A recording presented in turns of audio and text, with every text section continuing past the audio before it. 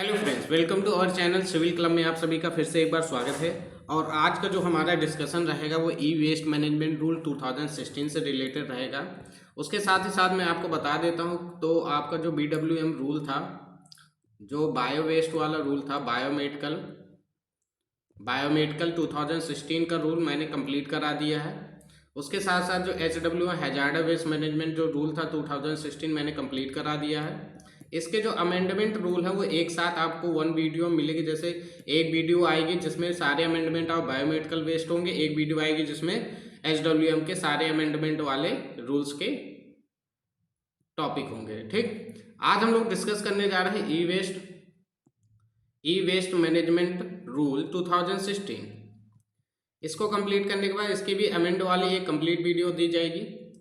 उसके साथ साथ मैं आपको बता देना चाहता हूँ कि यहाँ पे इसके बाद हम लोग स्टार्ट करेंगे। जैसे ये चीज़ें हो जाएंगी उसके बाद ई वेस्ट के बाद हमारा जो मेन टारगेट रहेगा वो हमारा रहेगा प्लास्टिक वेस्ट मैनेजमेंट रूल 2016, या जो भी आया होगा, क्योंकि 2016 प्लास्टिक वेस्ट बाद में आया है, तो जब भी आया होगा उसका कराएंगे। और उसके साथ साथ लास्ट में solid waste HWM rules 2016, basic 2016 है तो इसलिए 2016 से स्टार्ट करेंगे। उसके बाद जितने भी अमेंडमेंट हैं वो सारे के सारे इसकी एक वीडियो कंप्लीट करा दें, क्योंकि ज़्यादा होते नहीं है। ठीक है, तो ये प्रोसेस है हमारा, ये चीज़ रहेगी रूल्स के अकॉर्डिंग। और साथ ही साथ जो मेन इन्फॉर्मेशन मैं आपको देना चाहता हूँ, आप सब पहले सुन लीजिए। जो इन्फॉर्मेशन मैं आपको प्रोवाइड करा रहा हूँ उसके बाद हम लोग स्टार्ट करेंगे। ठीक है, चीज़ों को तो ज़्यादा बेटर रहेगा। ठीक है, दूसरी चीज़ क्या है कि जो आपकी जो प्रैक्टिस सीरीज थी किसकी प्रैक्टिस सीरीज, जो आपका पेपर 2 था वो मैं कंप्लीट करा चुका हूँ। उसमें आपको 1 से लेके 15 तक सेट आपको कंप्लीट करा चुका हूँ। जिसको कंप्लीट PDF चाहिए, अगर चाहते हैं कि मतलब आप अपने नोट्स वगैरह डाउनलोड करना चाहते हैं तो कंप्लीट PDF बना दी है 1 से लेके 15 सेट तक की। ठीक है, और उसका बस प्राइस मैंने 50 रुपीज़ रखा है। तो आप मुझे ना ये जो नंबर है 9650011902, इस पर आप मुझे व्हाट्सअप मैसेज कर सकते हैं, जिससे आपको ये PDF मिल जाएगी, जिससे आप ना कई बार प्रैक्टिस कर सकते हैं। और बहुत ज़्यादा सोल्यूशन चाहिए तो आपको वीडियो में दिए हैं प्रैक्टिस सीरीज। ठीक, दूसरी बात, इस प्रैक्टिस सीरीज में पहले 2 प्रैक्टिस सीरीज में शायद सोल्यूशन है प्रॉपर, और थर्ड से और प्रॉपर सोल्यूशन। ठीक है, दूसरी चीज़, लास्ट चीज़ है कि जो भी स्टूडेंट ने अभी तक PDF कंप्लीट थ्योरी नोट्स नहीं लिए हैं, जिन्होंने PDF के कंप्लीट थ्योरी नोट्स नहीं लिए तो थ्योरी नोट्स मैंने ऑलरेडी प्रोवाइड कर रखी है। जिन्हें भी कंप्लीट ASWMO की कंप्लीट थ्योरी नोट्स चाहिए, जिसकी PDF अगर चाहिए किसी को, तो वो अपना 199 पे करके ले सकता है। उसके लिए भी आपको सेम नंबर 9650011902 में आप मुझे व्हाट्सअप मैसेज कर देंगे, आपको ये मिल जाएगी। ठीक है, तो ये रही आपको इन्फॉर्मेशन जो देना ज़रूरी था। साथ ही साथ हम लोग अभी आप जो कंप्लीट कर लिया और एक इन्फॉर्मेशन ले लो, फिर स्टार्ट करते हैं, ताकि ना बीच में कोई क्वेश्चन पुटअप ना हो सके।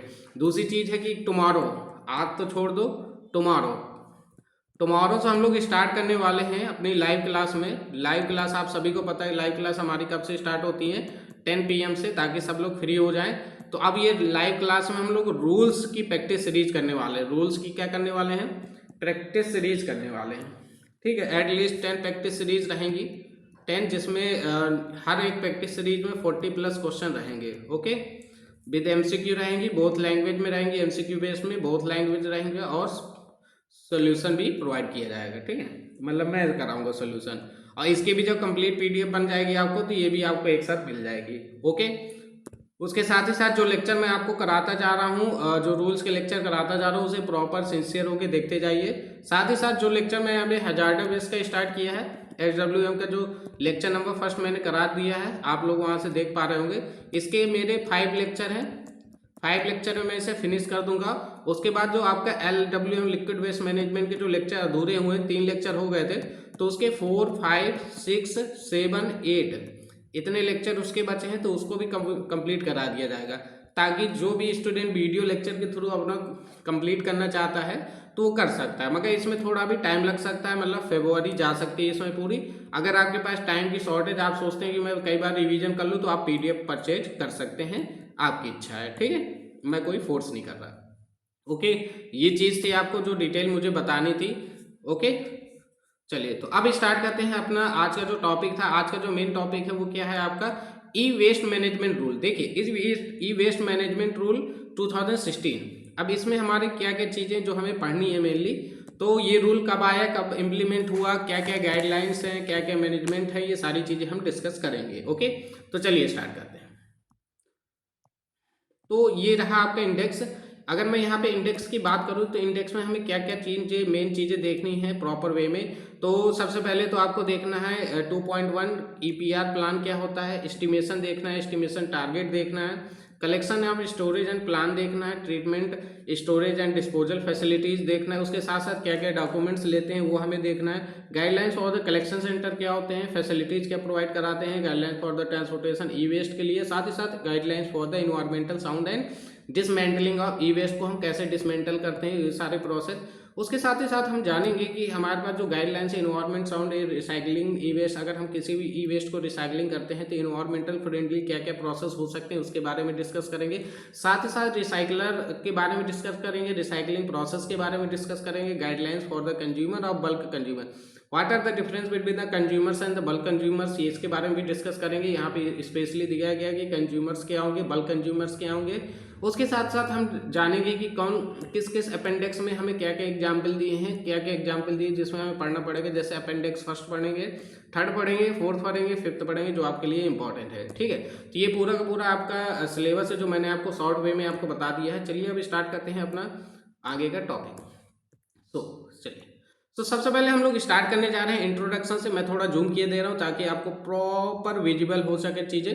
तो सबसे पहले हम लोग पढ़ने जा रहे हैं इंट्रोडक्शन। तो सबसे पहले जानेंगे ई वेस्ट मैनेजमेंट रूल 2011। अगर हम बात करें सबसे पहले जो आया वो 2011 में वर्ल्ड नोटिफाइड कब हुआ था, 2011 में नोटिफाइड हुआ था। एंड रुको मैं सर्किल हटाता जा रहा हूँ, अंडरलाइन बस रखेंगे। Notified in 2011 and came into the force in 1 मई 2012। तो सबसे पहले कब आया था फोर्स में, आपका आया था 1 मई 2012 में। कब आया था, 1 मई 2012 में। और मैं थोड़ा सही से बनाता हूँ ताकि आप लोग को प्रिंट आउट कराने में दिक्कत ना हो। ठीक है, in order to ensure the implementation of the e waste rule, जो ई वेस्ट रूल के जो इम्प्लीमेंटेशन था clearly declined on the role and procedure in EPR, MoEF and CC. अभी मैं आगे सबके बारे में डिटेल में डिस्कशन करूंगा कि ये सारी चीजें क्या होती हैं।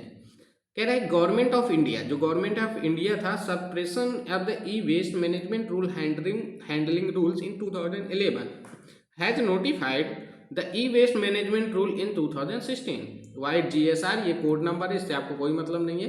डेट आप याद कर सकते हैं 23 मार्च 2016 को, which will be effective from 1/10/2016। These rules are applicable for every procedure, consumers and bulk consumers, collection centers, dismantle, recycler, e-waste involved in the manufacture, sale, purchase and processing of electrical and electronic compliant equipment, जिसे triple E बोलते हैं हम लोग। ठीक है, और the component specified in schedule number 1। ये सारे के सारे जो रूल्स थे आपके किस में आ रहे थे, शेड्यूल नंबर 1 में आ रहे थे। ठीक, तो जितना भी प्रोसेस है वो सारे के सारे आपके e waste management and handle rule 2016 के अंतर्गत हमने इसे ऐड किया है। 2016 में जो स्पेशली जो रूल ऐड हुआ था वो ट्रिपल ई वाला ऐड हुआ था, जिसमें इलेक्ट्रिकल इलेक्ट्रॉनिक्स इक्विपमेंट भी ऐड हुए थे।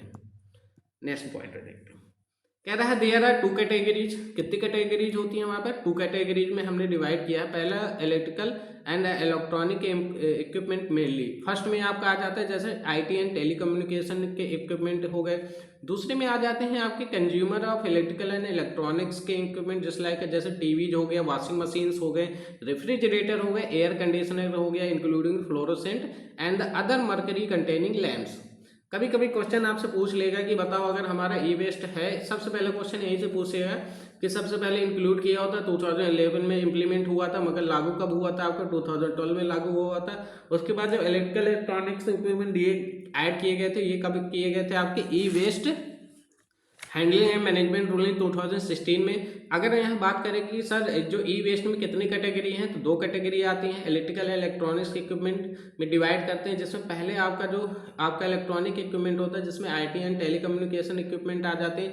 दूसरा आपका क्या होता है, कंज्यूमर वाला होता है, जिसमें आपका इलेक्ट्रिकल इलेक्ट्रॉनिक्स इक्विपमेंट आते हैं, जैसे आपके टीवी हो गया, वॉशिंग मशीन हो गया, रेफ्रिजरेटर हो गया, एयर कंडीशनर हो गया, इंक्लूडिंग द फ्लोरोसेंट। याद रखना फ्लोरोसेंट लैम्प भी आपका इलेक्ट्रिक आएगा, साथ ही साथ जो अदर कंटेनिंग लैम्प्स है कवर्ड अंडर दीज रूल, ये सारे इसी रूल्स के अंतर्गत आएंगे।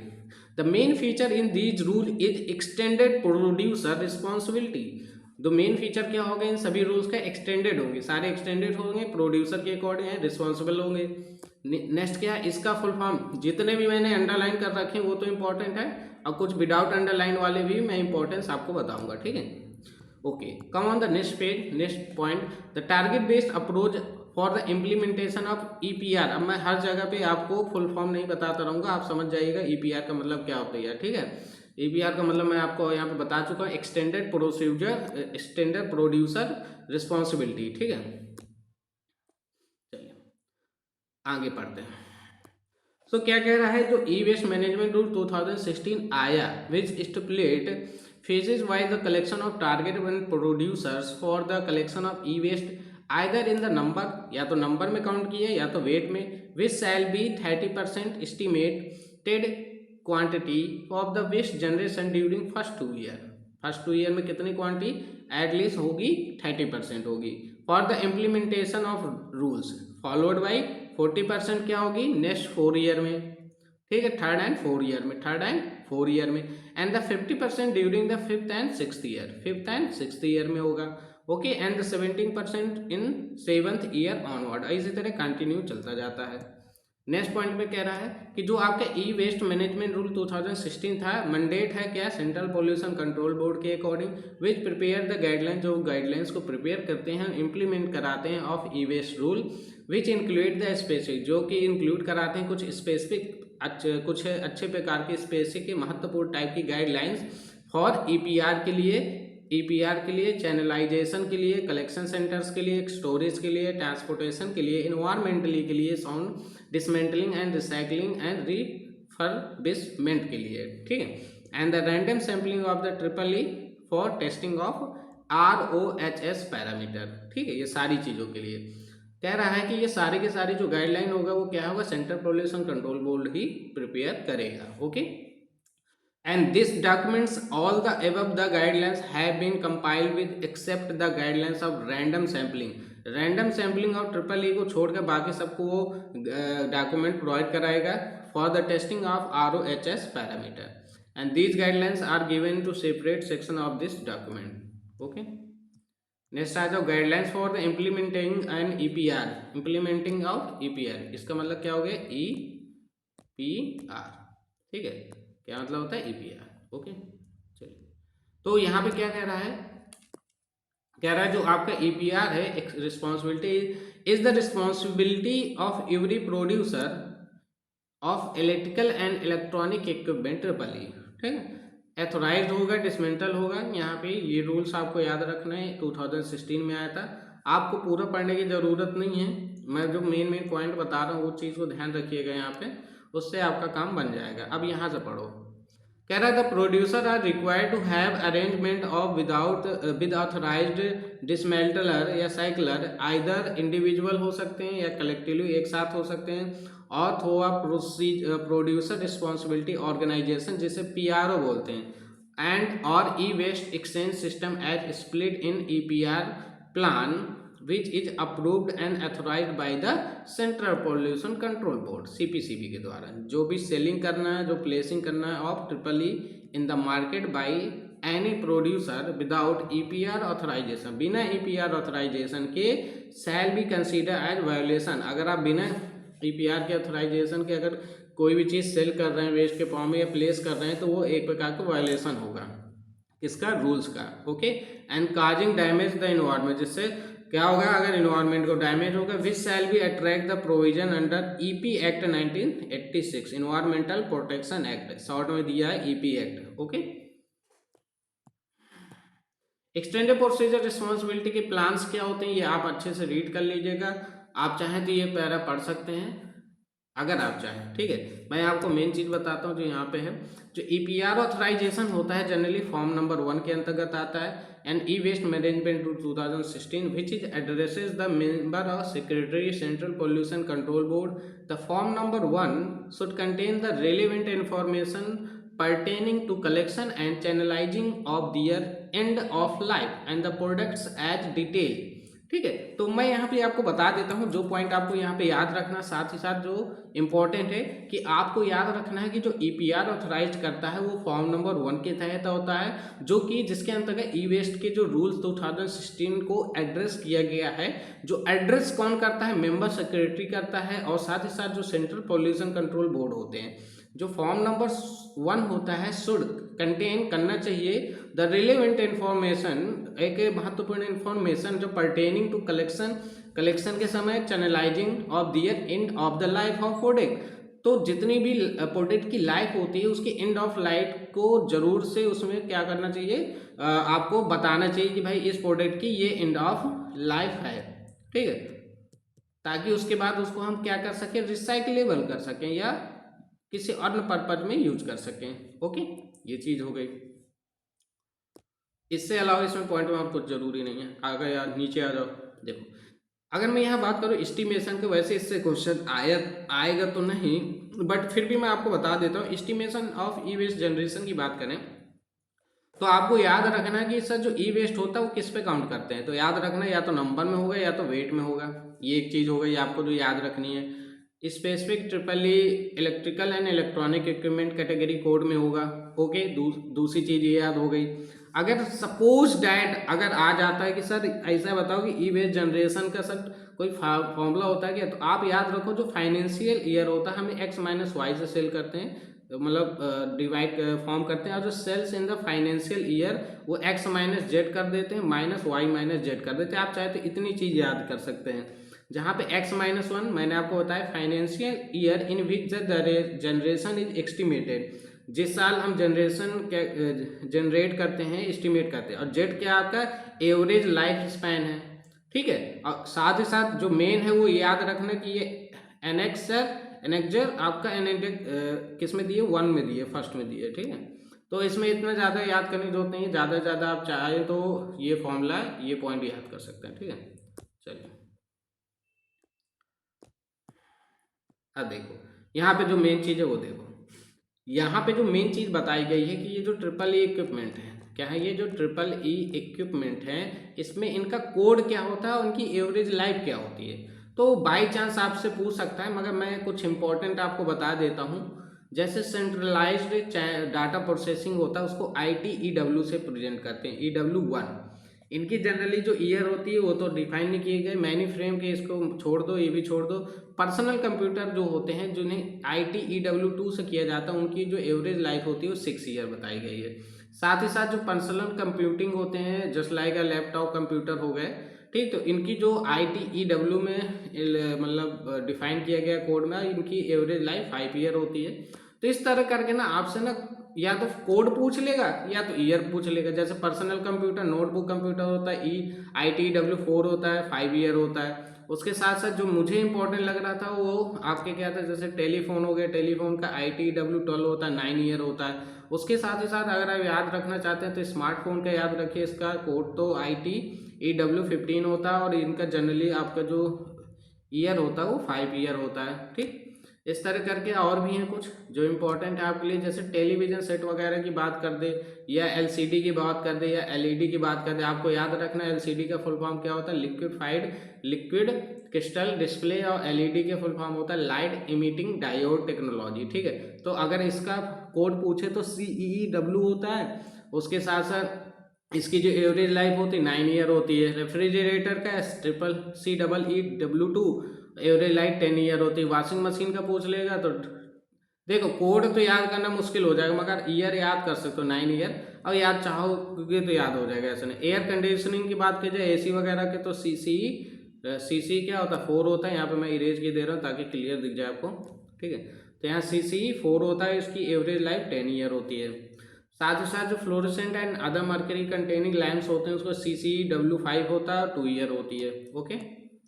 उसके बाद estimation for target for the collection, तो ये आपके लिए मच इंपॉर्टेंट नहीं है, आप चाहें तो पढ़ लीजिएगा, मैंने एक अंडरलाइन की बस उतने देख लीजिएगा, ठीक है। फाइनेंशियल ईयर जब 2022-23 था, इसका मैं जो अमेंडमेंट है उसमें मैं आपको न्यू बताऊंगा, ठीक है। इसको आप स्किप कर सकते हैं, आप पढ़ना हो तो बस इतना पढ़ लीजिएगा जितना अंडरलाइन किया है, क्योंकि 22-23 में तो 70% था, ठीक है। 22-23 का नहीं पूछेगा, अब आपको 24-25 या 25-26 का पूछेगा, तो जो अमेंडमेंट मैं रूल इसका पढ़ाऊंगा उसमें मैं आपको बता दूंगा, ओके।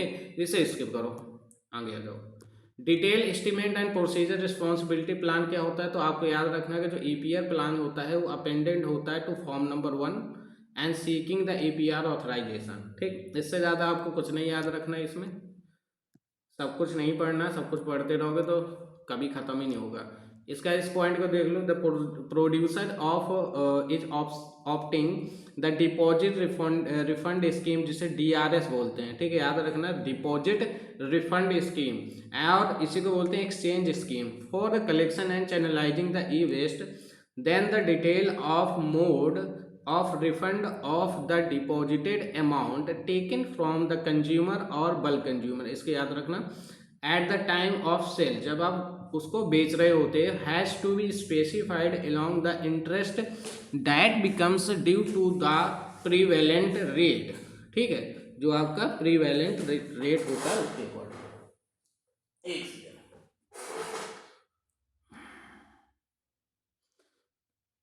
तो यहाँ पे जो आपको मेन चीज़ है वो याद रखने वाली, वो आपको याद रखना इस पॉइंट को, साथ ही साथ वो तो हो गया, आपको याद रखना जो CEEW5 होता है वो फ्लोरोसेंट मरकरी के लिए होता है। इनकी जो list of the waste deposition central of collection point जो होता है फाइनेंस्ड किया जाता है बाय एज पर दियर ऑब्लिगेशन अंडर रूल 17, ये आपको याद रखना, ये इंपॉर्टेंट है, ठीक है। ये रूल याद रखना कि अगर आपसे बोल रहे कि बताओ यार फ्लोरोसेंट ऑफ मर्करी कंटेनिंग जो लैंप होते हैं वो ऑब्लिगेशन अंडर किस ऑब्लिगेशन के अंडर रखे, क्या रूल्स होता है, 17(1), ठीक है, जहाँ पे आपका सॉलिड वेस्ट मैनेजमेंट रूल 2016 भी चैनलाइज किया जाता है, ओके। उसके बाद नेक्स्ट देखो, कलेक्शन एंड स्टोरेज प्लान में याद रखो कि आपका फॉर्म नंबर 1 में होता है, और जो ये कलेक्शन एंड स्टोरेज का ई वेस्ट है, मेन जो ई वेस्ट है वो किस में आता है, सेक्शन 3.0 में आता है, बस बात खत्म हो गई, आगे बढ़ता हूँ। चैनलाइजेशन प्लान क्या होता है, अब इसे समझ लो, होता तो फॉर्म नंबर 1 में, तो कह रहा है should provide the information pertaining to channelising the following should be consider the planning of system e waste channelising. देखो क्या होता है, पहला कह रहा है make the assessment of the potential collection e waste, आपको पहले बात ये असेसमेंट करना है कि क्या कलेक्शन का क्या पोटेंशियल है ई वेस्ट में, एरिया क्या है और रीजन वाइज क्या है, ये पता करना पड़ेगा, चैनलाइज करना पड़ेगा। साथ ही साथ take a help of any professional agency, आपको किसी प्रोफेशनल एजेंसी की हेल्प लेनी पड़ेगी, like a producer responsibility organisation, PRO की हेल्प ले सकते हैं, एंड ई वेस्ट एक्सचेंजेस की। थर्ड पॉइंट क्या कह रहे हैं, आइडेंटिफाई द ऑथराइज्ड डिसमेंटलर्स जो होते हैं, रिसाइकलर्स जो होंगे, ठीक है, आइडेंटिफाई करना पड़ेगा फॉर चैनलाइजेशन के लिए of quantum of e waste assist and above the excess capacity and the capacity and capability of each identified authorized dismantler जो होंगे, जो उसको क्या करेंगे, डिसमेंटल करेंगे वेस्ट को, या रिसाइकलर होंगे जो दोबारा उसको किसी अन्य फॉर्म में बनाएंगे, to ensure environmentally sound management of e waste channelise them, तो वो सारी की सारी क्या करेंगे, आपको ये आइडेंटिफाई करेंगे या इंश्योर करेंगे कि आपके इस डिसमेंटलर से या इस रिसाइकलर से आपके इन्वायरमेंट में कोई भी प्रॉब्लम नहीं हो रही है, इस चीज़ को देखेंगे वो, ठीक।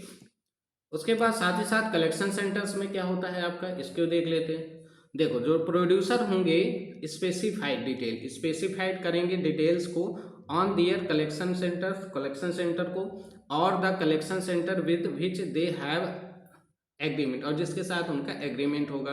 The following detail of collection centre should be provided की जानी चाहिए फॉर्म नंबर 1। तो देखो इसमें आपको याद करने की झंझट नहीं कि कितने सारे फॉर्म, सभी फॉर्म नंबर 1 में ही आ रहे हैं, ठीक है, तो ये हमारे लिए एक अच्छी चीज़ हो गई। उसके बाद पॉइंट को देखते हैं, याले कह रहे हैं जब कलेक्शन सेंटर होता है सच एज एड्रेस आपको होना चाहिए, नेम होना चाहिए ऑफ एंटिटी जिसके साथ हम काम कर रहे हैं, जैसे प्रोड्यूसर हो गया, ग्रुप ऑफ प्रोड्यूसर के हो गया नेम, या उसके आइडेंटिटी, रिफर का हो गया, रिसाइकलर्स का हो गया, डिसमेंटलर्स का हो गया, इन सभी का क्या करेंगे हम कलेक्शन सेंटर के डिटेल में उसके एड्रेस और उसके नाम को भी रखेंगे। Who are operating the collection centre in the tabular form में बना के प्रॉपर वे में हम उसको अरेंज करके रखेंगे। ठीक है, नेक्स्ट पॉइंट क्या कह रहा है, कह रहा है the number of collection centre should भी होने चाहिए to be appropriate and justifiable with the estimate generation of channelisation of e waste. ठीक है, एंड दीज कलेक्शन, इन प्रकार के जो कलेक्शन सेंटर्स होंगे या कलेक्शन पॉइंट्स होंगे शुड हैव फैसिलिटीज होनी चाहिए as a specified in section number 4। तो इसका मतलब सर ये समझ में आ गया कि जो कलेक्शन सेंटर है, कलेक्शन सेंटर में जितनी भी फैसिलिटीज वगैरह हैं आपको प्रोवाइड करी जाएंगी, स्पेसिफाइड किस में होंगी, सेक्शन 4.0 में। कहाँ पे, ऑफ दिस डॉक्यूमेंट, इस डॉक्यूमेंट के सेक्शन 4.0 पे बताया जाएगा। ठीक है सर, नेक्स्ट पॉइंट देखते हैं, डिसमेंटलर और रिसाइकलर्स क्या होते हैं।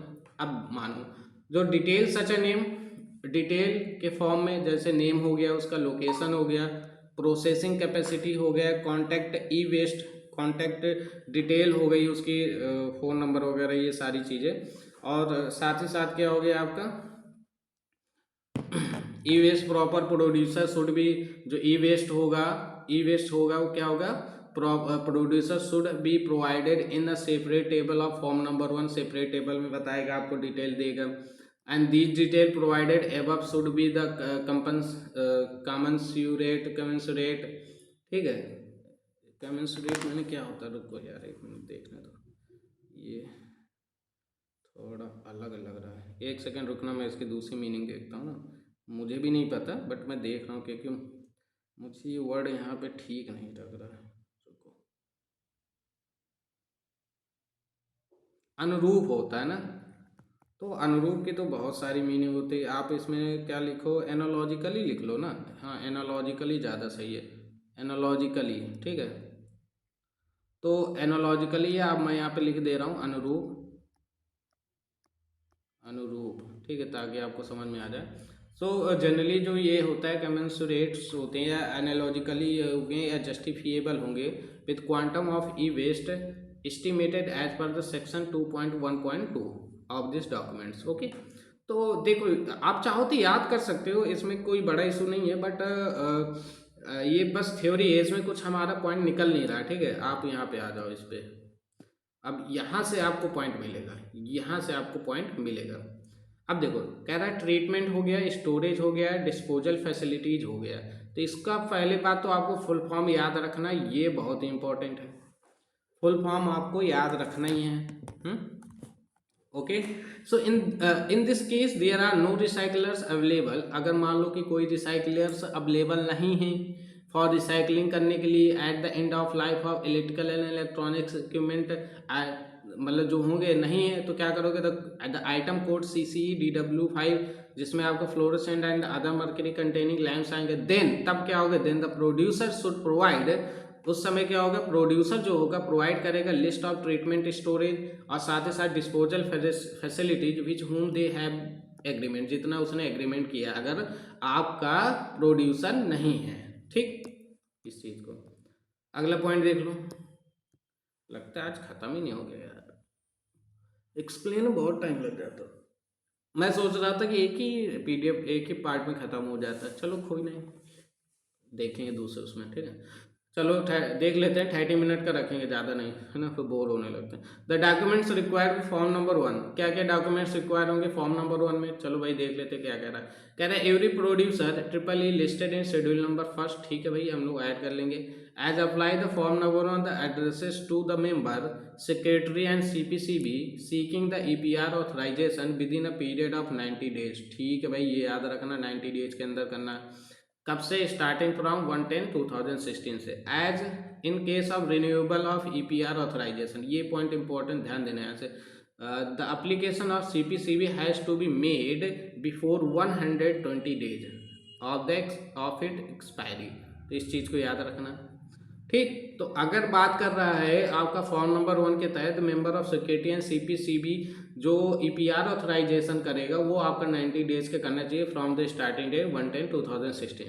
मगर जब रिमूवल ऑफ EPR ऑथराइजेशन की बात आएगी तो CPCB को कितने दिन के अंतर्गत करना पड़ेगा, before 120 days of its expiry date. ठीक है, एंड कहाँ पे सबमिट करना पड़ेगा, फॉर्म नंबर 1। अब देख लेते हैं डॉक्यूमेंट्स कौन कौन से, तो इस डॉक्यूमेंट्स में document related to EPR plan as will envisaged in section 2.1 में याद रखना करते हैं।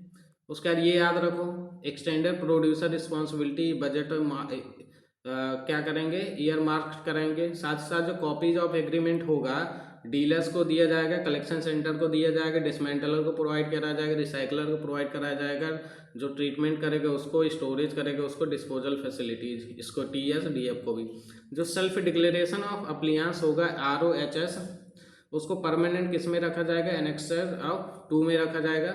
उसके साथ साथ जितने भी टेक्निकल डॉक्यूमेंट्स होंगे जैसे सप्लाई डिक्लेरेशन हो गया, डिस्क्रिप्शन ऑफ प्रोडक्ट्स हो गया, डॉक्यूमेंट्स हो गया फॉर मटेरियल पार्ट्स हो गया, एंड सब असेंबलीज हो गए हैं, एनालिटिकल टेस्ट रिजल्ट्स हो गए एज एन एविडेंस के तौर पे रखा जाएगा। That the reduction and the hazardous substance, that the reduction of hazards substance, reduction of hazards substance ROHS का फुल फॉर्म होता है, क्या होता है, अलग से लिख के दे रहा हूँ, रिडक्शन क्या है, रिडक्शन ऑफ हैजार्डस सब्सटेंस, इसलिए अलग से लिख रहा हूँ ताकि आप इंडिकेट कर पाओ इस चीज़ को, ठीक है। So the provisions are compiled by the product on the base of the standard EN 500, इससे मतलब नहीं है, मगर ये किस में होगा, एनेक्सर 3 में होगा, ठीक है। तो ये चीज़ आपको यहाँ तक क्लियर हुई कि नहीं हुई। उसके बाद ये चीज़ और देख लो, ठीक है। तो यहाँ ये पॉइंट और देख लेते हैं, उसके बाद नेक्स्ट डे से करेंगे। Copy of permission of the licences from the relevant ministry, तो आपको परमिशन के लिए फ्रॉम पर्टिकुलर जो रेलिवेंट मिनिस्ट्री होगी उस पर्टिकुलर डिपार्टमेंट होगा फॉर मार्केटिंग वेरियस प्रोडक्ट और doing the business at given below, तो TIN डिटेल होनी चाहिए, पैन डिटेल होनी चाहिए, इनकॉर्पोरेशन सर्टिफिकेट आपके पास होना चाहिए, copy of IEC in case of importer, अगर आप इम्पोर्ट एक्सपोर्ट वाला सीन कर रहे हैं तब, and the copy of authorisation issues by CPCB या central pollution control board, sorry state pollution control board, या आपका क्या होगा पब्लिक कम्युनिटी वाला हो गया, पॉल्यूशन कम्युनिटी सेंटर हो गया, उसके द्वारा हो गया, या under e waste management rule handling 2011 in case of those producer who are operating in the country period to 1/10/2016, ठीक है, अगर कर रहा है तो आई होप आपको यहाँ तक क्लियर होगा ही होगा। नेक्स्ट पार्ट में यहाँ से मैं डाले दे रहा हूँ, पहले से मैं यहाँ से डाल दे रहा हूँ ताकि हमें भी क्लियर है कि यहाँ से नेक्स्ट पार्ट 2 स्टार्ट कर। तो यहाँ से हम लोग स्टार्ट करेंगे पार्ट नंबर 2, ठीक है, पार्ट नंबर 2 यहाँ से स्टार्ट करेंगे, और यहाँ तक हमने कंप्लीट कर लिया है जितना भी, तो ये हमने अभी कंप्लीट किया है। एक सेकेंड थोड़ा वेट करेंगे, मैं इसमें थोड़ा कर दूं, ये छूट गया ना, तो इसको बना देते हैं, ठीक। तो ये आपका ये हो गया, और एक और बना देते हैं, ओके। तो हम लोगों ने पार्ट 1 कंप्लीट कर लिया है, तो ये आपका पार्ट 1 कंप्लीट हो गया, तो मैं यहाँ पे लिख दे रहा हूँ कि ये आपका पार्ट 1 है, पार्ट फर्स्ट, ठीक है। तो पार्ट फर्स्ट हो चुका है आपका, पार्ट 2 बचा, ओके। सो आज के लिए इतना ही रखते हैं, पढ़ाई करते रहिए, थैंक यू।